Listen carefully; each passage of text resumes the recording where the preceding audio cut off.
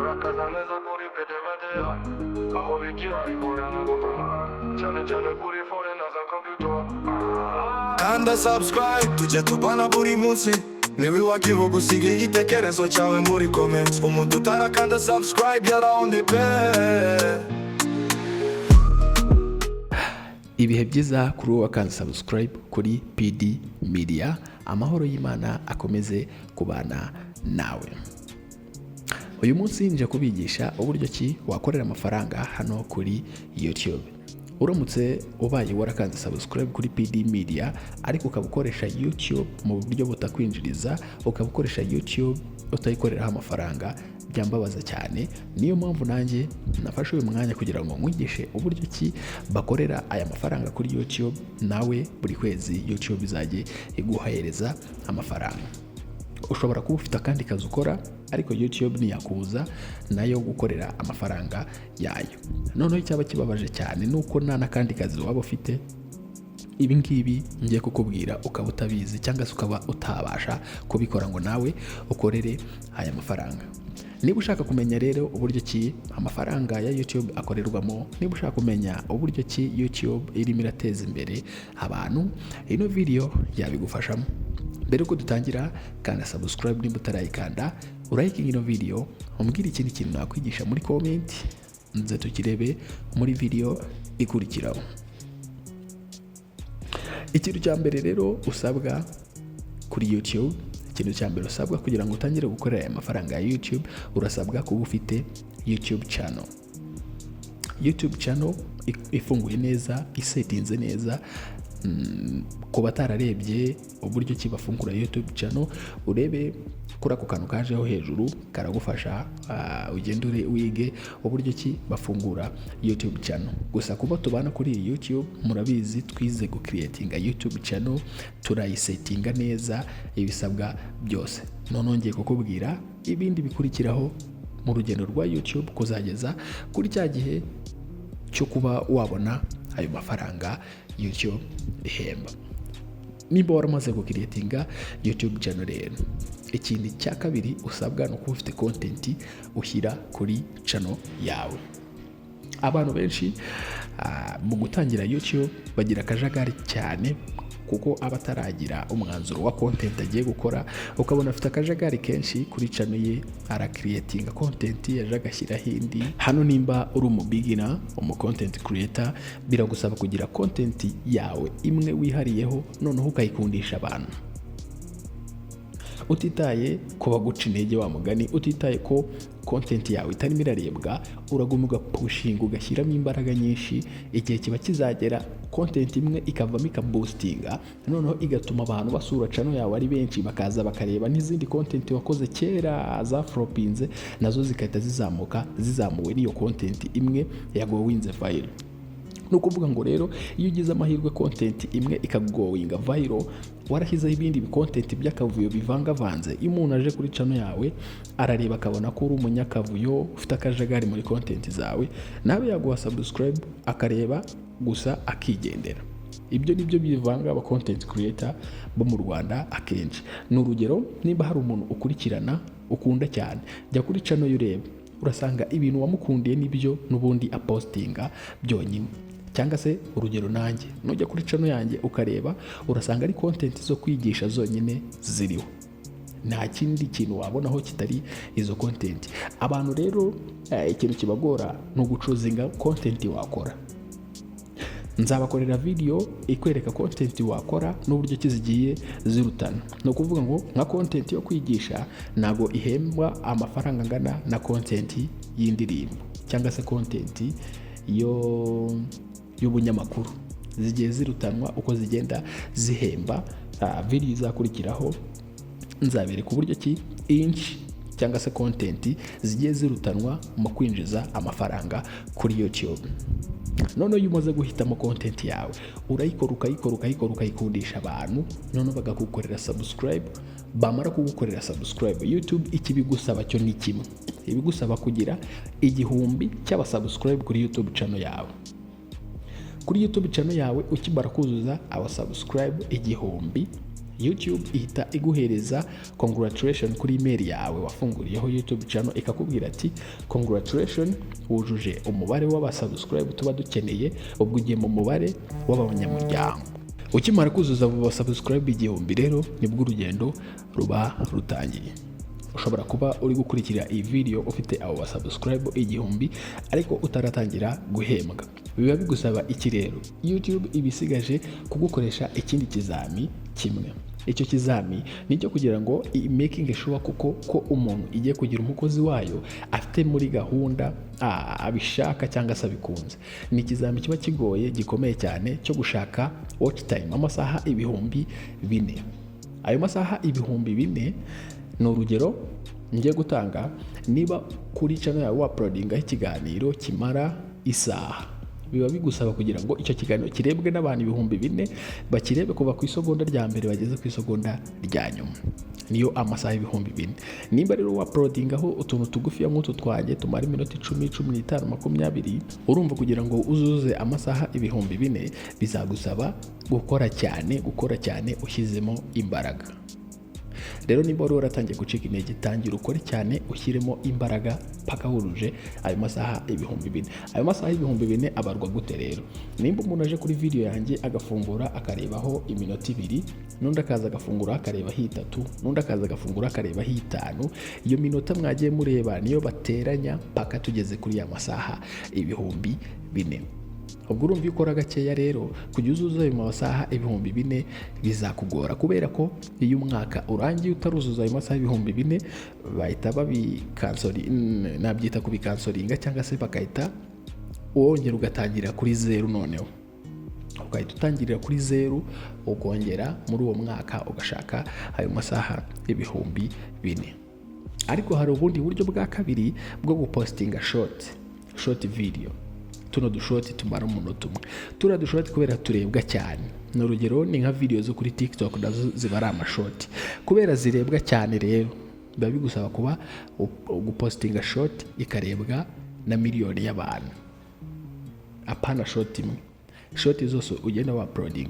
Nimba uyu munsi uploadinze short imwe wenda ikarebwa n'100, ejo uploading indi ukarebwa n'2000, ejo uploading indi gutyo. Kubera ko short zirebwa cyane kandi zirebwa mu gihe gito kandi abari ngufiya, biba bigusaba ko zigira views miliyoni. Aho noneho ntago bagusaba amasaha, ho ni views miliyoni. Ubwo urumva watch time bizakugora kuba wakuzuza 4000 uzakoresha short. Nugeza views miliyoni bazahita bakubwira noneho ko wemerewe ku applyinga monetize. Icyo gihe rero ukimara kuzuza 4000 uzahita wongera ubone message kuri email ikubwira ngo wemerewe noneho kuba wakwa applyinga monetize. YouTube ikaguhembera ibikorwa byawe ukora kuri channel yawe, ikabiguhembera buri kwezi. Ikintu ubusigaje ni kimwe rero, ubusigaje gukorera amafaranga. Ni urugero nimba channel yawe warayisetinze mu mayero, ubusabwa gukorera amayero 70 mu gihe kingana n'ukwezi kugira ngo bakohereze kode izahuza Google AdSense na YouTube channel yawe. Noneho channel yawe nimba isetinze mu madolari, bigusaba kuzuza amadolari 100 mu kwezi kugira ngo noneho bakohereze iyo code uzahuza na Google AdSense yawe. Aho ngaho harimo akantu k'urujijo ku buryo abantu batari kubisobanukirwa neza, ariko ibi nk'uko ndi kubivuga nshobora kubyita theory, nkazabakorera na practice yabyo, ukuntu uhuza Google AdSense ukayihuza na YouTube channel. Ukimara ku applyinga monetize, ubwo gusaba apply, nzabereka ukuntu wa applyinga cyangwa se no ku bantu bakoresha YouTube studio. Hasi ukimara kuzuza ari amasaha 4000 hasi abahanditse apply, nzakwereka uburyo ki ubyapplyingamo neza. Tujye kugendana muri uru rugendo rwa YouTube paka ubaye monetize, paka utangiye guhembwa. Kandi ndabizi neza ko mu bantu 1000 muri burebe iyi video hatazaburamo abantu byibuze 5 bazaza kunshimira bambwira ngo nabaye monetize bitewe n'inama watugiriye, nabaye monetize bitewe n'amasomo waduhaye, nabaye monetize bitewe n'imbaraga waduteye. Nkuko natangiye mbibabwira, ushobora kuba ufite akandi kazi ukora kandi na YouTube ikakwinjiriza. Nkanjye nkora ibintu byinshi ariko bidakuyeho ko n'amafaranga ya YouTube nza ku kwezi nahita njya kubikuza kuri bank account na setinze kuri Google AdSense yanjye. Bishatse kuvuga iki rero, nawe ibyo urimo byose ushobora kuzajya ucaho ukipostingiraho aga content, dore ko byanoroshye. Ku bantu muzi indimi ushobora kuzajya udownloadinga ubu video nzabereka hano wabukura, ukajya usobanurira abantu nk'agafilimi kari mu Giswahili ukagasobanura mu Kinyarwanda ukagashyira kuri channel yawe. Biriya bintu bigira views nyinshi kandi iriya content nta kibazo na kimwe yaguteza. Noneho mu applyinga monetize rero, ikintu cya mbere uba ugomba kumakinga sure ko udafite kuri channel yawe. Ikintu cya mbere uba ugomba kumakinga sure ni copyright. Iyo ufite copyright kuri YouTube channel yawe ntabwo byakunda ko baguha monetize. Copyright ushobora kuyiterwa na music video wakoresheje. Nanjye ngo music video ishobora kubiterwa na music wakoresheje kuri video zawe.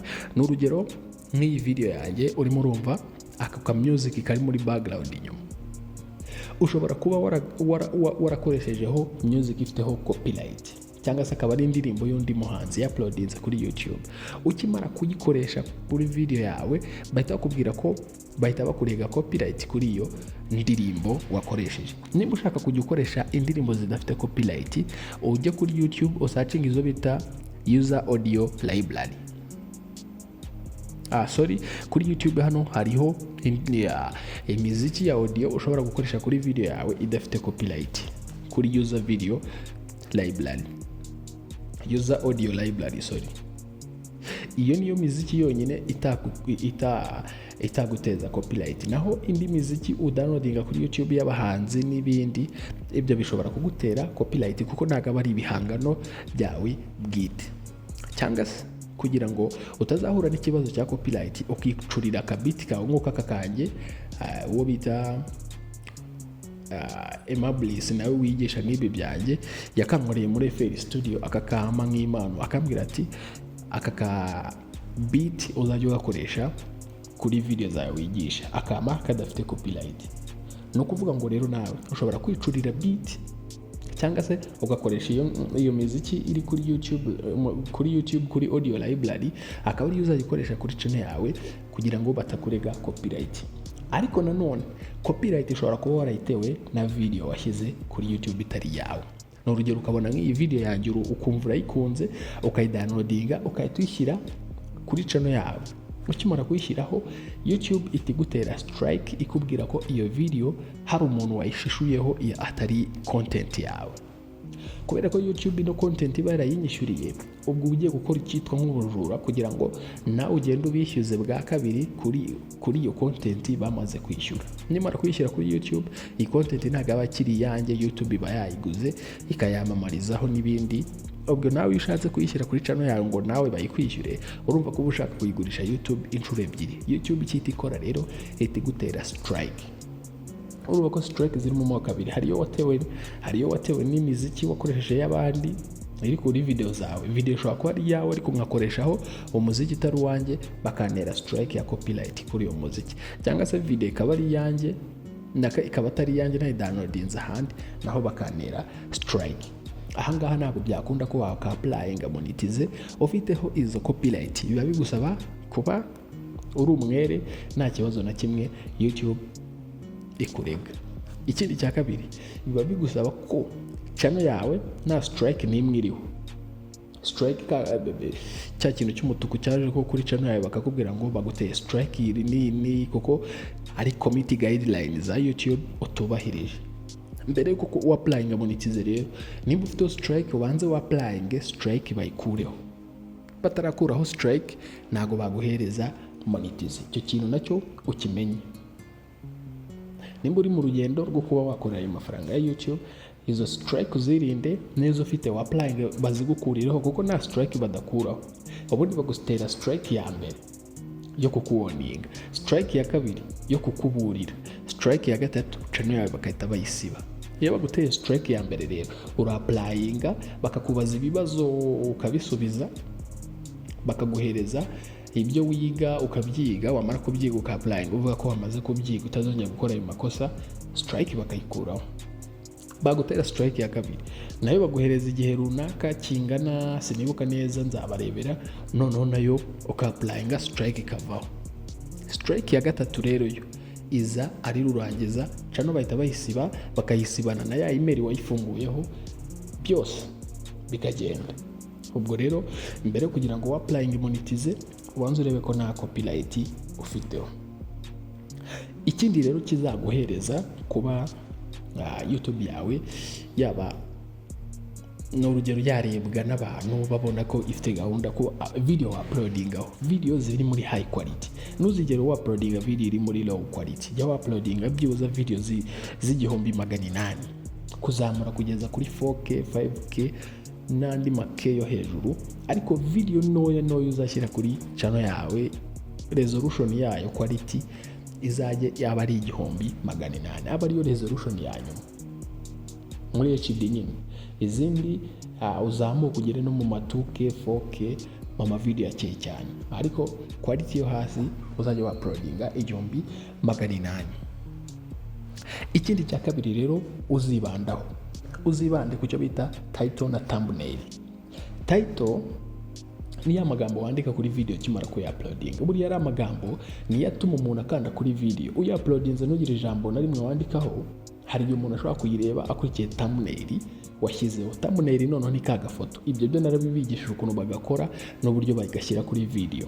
Ndakeka ibyo abantu mwakoze subscribe hano mubizi.